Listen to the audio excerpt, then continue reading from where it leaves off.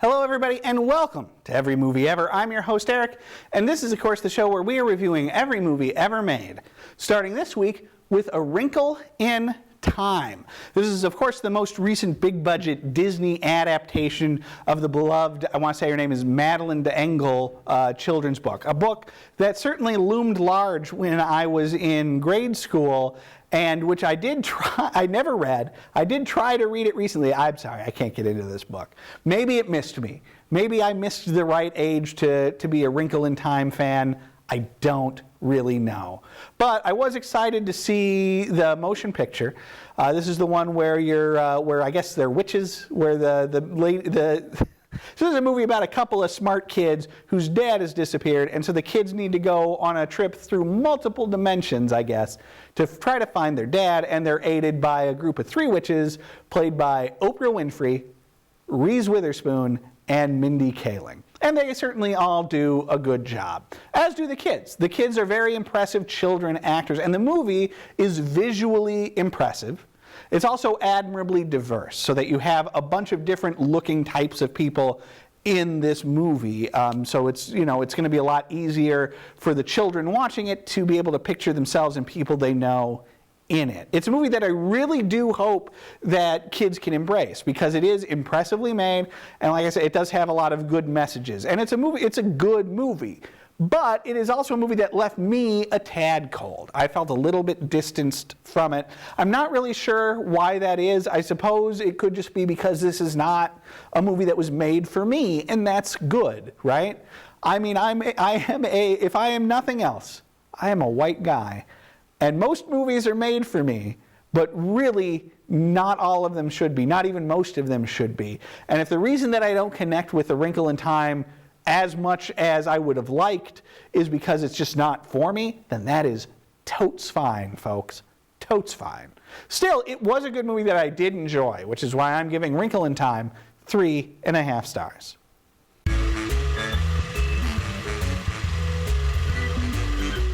Up next, we'll talk about a classic from my childhood. Let's talk about Uncle Buck. This is a classic John Candy picture, perhaps the classic John Candy picture, which isn't to say there aren't other good John Candy movies, but it is to say that Uncle Buck is perhaps the one that lets him shine the most. This is a movie wherein a family with a couple of kids, an in-law has passed away, and the mom and dad need to go like way out of town for the funeral. They can't find anybody to watch the kids, and so they end up settling on the dad's ne'er-do-well brother, the eponymous Uncle Buck, as played, of course, by John Candy. And the movie is a largely episodic picture that follows Uncle Buck trying to figure out how to take care of these children when he is a guy with no experience for this, who largely deals in somewhat shady things like fixing horse races and that kind of thing. It's a terrific movie with a lot of terrific comedy, and watching John Candy do things like he can't figure out the dryer, so he tries to dry socks in the microwave. Or at one point he makes an enormous pancake for his nephew's birthday. The nephew played by Macaulay Culkin in his big breakout role. It's also a movie with immense heart, particularly not just in the way that Buck relates to the two youngest children, Macaulay Culkin, and then there's also a younger sister. And to talk about that quickly, there's also a terrific scene where the younger sister has got, I think her name's Maisie, has gotten into trouble at her school, and he has to go have a talk with the vice principal where he really reads her the riot act for trying to inhibit his niece's imagination and creativity. It's a movie that has heart there, and also in Buck's relationship with the older daughter, the teenage daughter, who is in the midst of let's say, an unfortunate relationship with a not great boyfriend, and Buck's sympathy for her and his attempts to try and get her out of a bad situation. It's a really terrific movie that's well worth revisiting. 3.5 stars.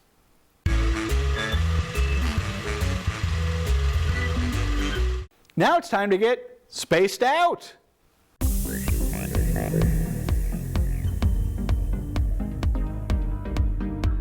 This week's Spaced Out is a weird little movie that I happened to notice was on one of those weird digital TV channels. I think this one was on Comet which is a channel that cropped up within the last year or so, showing like science fiction and horror movies, but let's be honest, not great science fiction and horror movies. This one is called Vicious Lips, and it purported to be a movie about an intergalactic girl punk band, doing stuff in space. Now, all-girl punk band doing things in space, this sounds like my kind of movie. This is ticking off a lot of boxes from jump, so of course I recorded and watched it, and listen gang, I really wanted to like Vicious Lips. I really wanted it to be this, this forgotten classic with a cool soundtrack and a ton of weirdness, and it just isn't. It is pretty boring.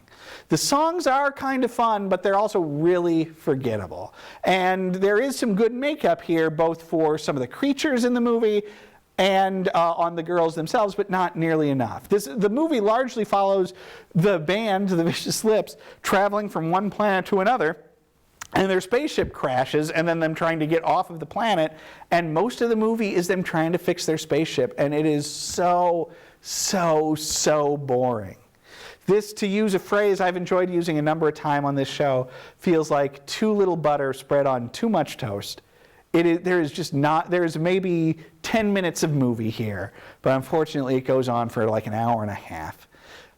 So, points for looking kind of cool and a kind of a neat premise, but I can't give you too many. Vicious Lips, 2 stars.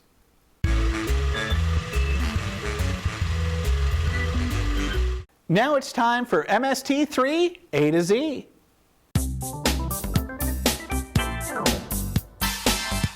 Longtime fans of this show, and I'm sure there are tons of you, know that this is the part of the show where we have been looking back at Mystery Science Theater 3000, looking at all of the movies they did in alphabetical order, because I am a huge nerd, and this week that means we're talking about Crash of Moons. I keep wanting to call this Crash of the Moons, but apparently it's just called Crash of Moons. And this is an affable enough sci-fi movie. It is apparently a few episodes of a 50s TV show called Rocky Jones that was about sort of space ranger, pseudo Flash Gordon-esque space cop type character that have been cut together to make a feature-length movie. And it's boy does it feel like it. It's affable enough, and the 50s look is pretty cool, and the costuming and the rocket ships and so forth and so on. But the story, which involves trying to evacuate a couple of planets that are doomed to like smack into each other, and one of the planets doesn't want to do it, it's all right, and it might have made a decent Star Trek episode when you might have had better writers, and you would have also been only doing about 50 minutes of story. But just as we talked about already in this show, it is too much butter on too little butter rather on too much toast. There's just not enough here for it to be a movie. And maybe it works better as broken up serialized segments, and maybe it doesn't. But Crash of Moons is only a 2-star movie to me.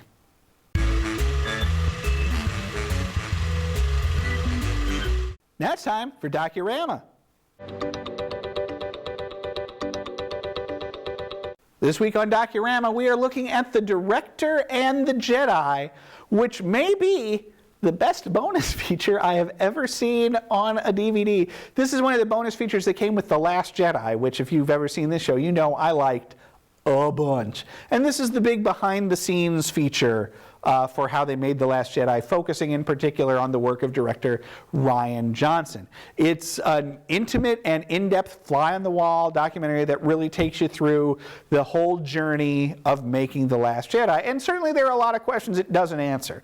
I would have been interested to know more about how the story was formed, and in particular what the process was for Rian Johnson picking up plot threads left by J.J. Abrams. For example, a lot of I think much too much hay, has been made up from the revelation that spoiler alert for The Last Jedi if you haven't seen it, but from the revelation that Rey's parents, who are something of a mystery in The Force Awakens, in The Last Jedi we find out are nobodies. They are nobody special. They are dead drunks that just abandoned her.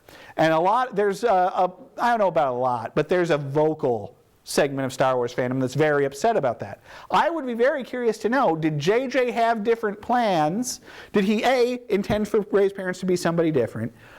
B, always intend for them to be nobodies, or C, not care, just sort of set up a vague mystery and was happy to let somebody else figure it out. I'd be interested to know that, and that is missing here. But what you do get are you get a real look at the practical effects work of The Last Jedi, which is all extremely impressive. You don't often get to see these effects being done practically on the day in as much detail as you see here. And a lot of times when you do see them, it's intercut with a lot of talking heads about how they did it. It's fun to just see it happen as a matter of happenstance. There's also a lot of tours of the sets which are crazy impressive, whether it's the Millennium Falcon or the tree, the big Jedi tree on Luke's planet, or just the touching moment of seeing Frank Oz return to set to puppeteer Yoda once again. This was a really terrific look at how a movie was made. I enjoyed it a lot, and I recommend it a lot. The Director and the Jedi, 4 stars.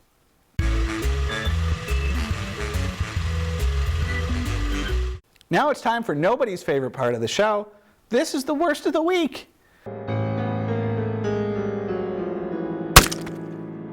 This week's worst of the week. Guys, this is a bad one. This is Dweegons and Leprechauns. Haven't heard of it? Bully for you. This is another movie that I guess I need to give credit, or rather blame, to the podcast The Flophouse for bringing to my attention. It's an animated feature. Oh man, I don't even know how to describe this thing. About a group of disturbing-looking homunculuses called Dweegons who live in some inn, and then the inn owner dies, and so now they have to make friends with the inn owner's son and his son. I don't know. I don't know whose idea this thing was, because it seems like they felt like the makers of this film feel like they've got a big hit. That with the Dweegons, they've got the next Minions or whatever. But these things are so hideous to look at and so poorly animated that I can't imagine who thought that these living boogers would be anyone's idea of anything, that children would be clamoring for stuffed animals or going to Dweegon land or what have you. Add to the just really, really awful looking picture a truly inane story, and you get why Dweegons and Leprechauns is one of the worst movies I've seen maybe ever. It is real bad. The story involves some crooks coming, so they quickly make friends. The Dweegons quickly make friends with the new hotel owners, and then some crooks stop in, and then they shrink down and go into Dweegon. Guys, look at this thing. Look at how hideous this creature is, and tell me you want to see this movie. Dweegons and Leprechauns, half a star.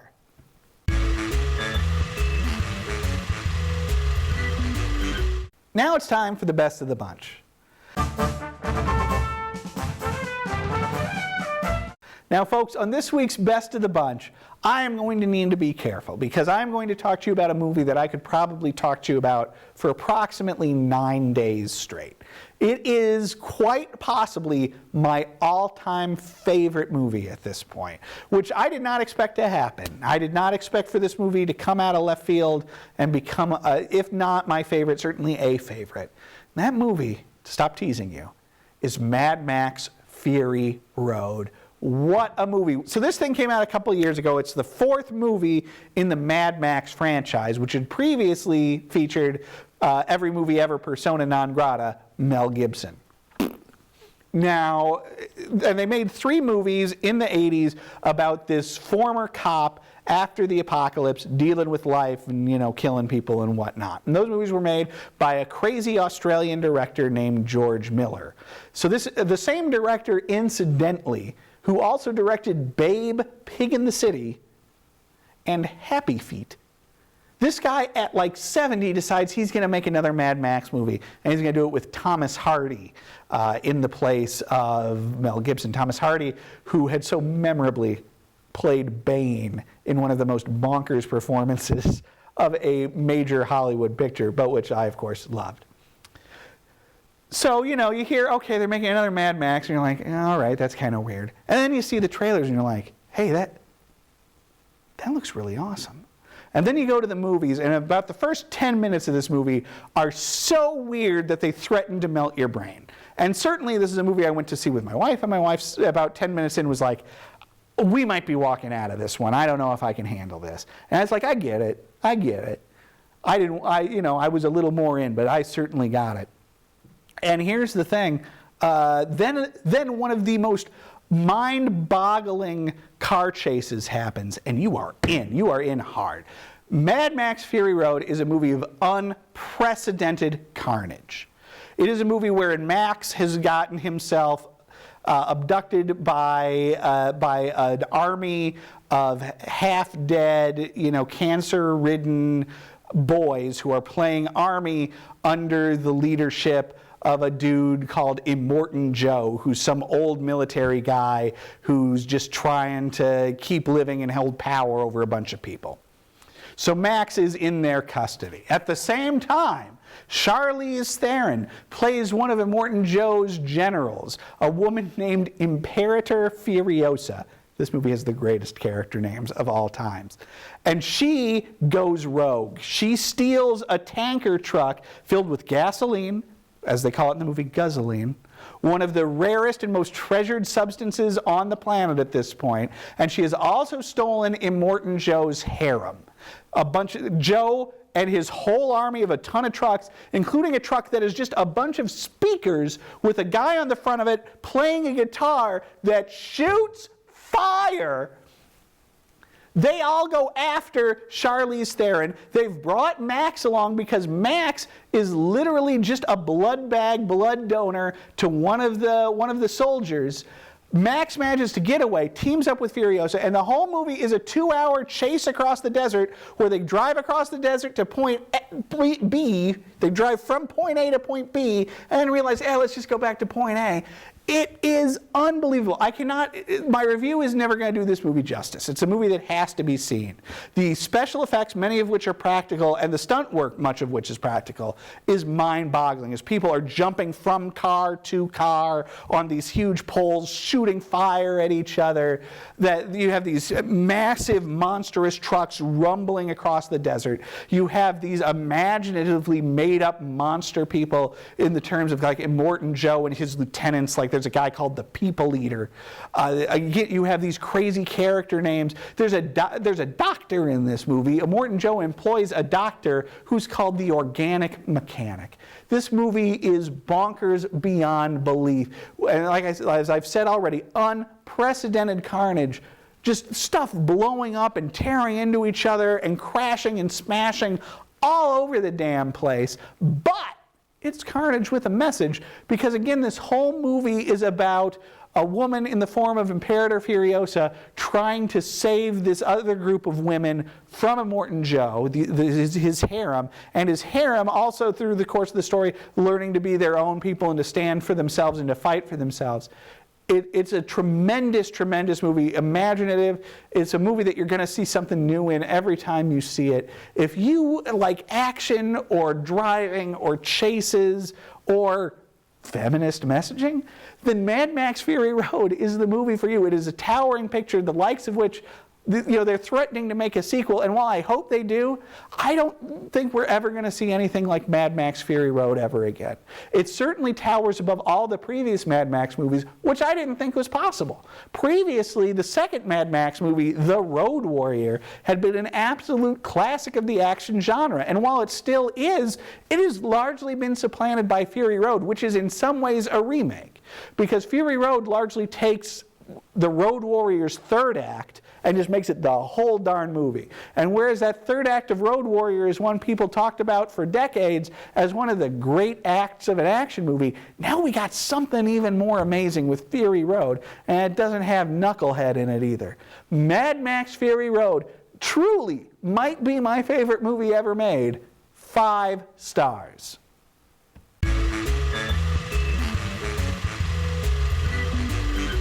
So that is going to do it for this episode of Every Movie Ever. Thank you so much for joining us. We'll be back next time as we keep trying to review every movie ever made. Witness me, brother!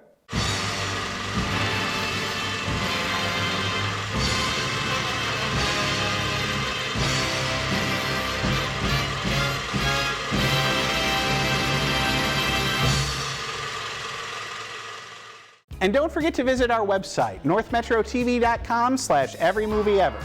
There, you can watch reviews of every movie we've ever covered here on the show, as well as complete episodes. That's northmetrotv.com/everymovieever.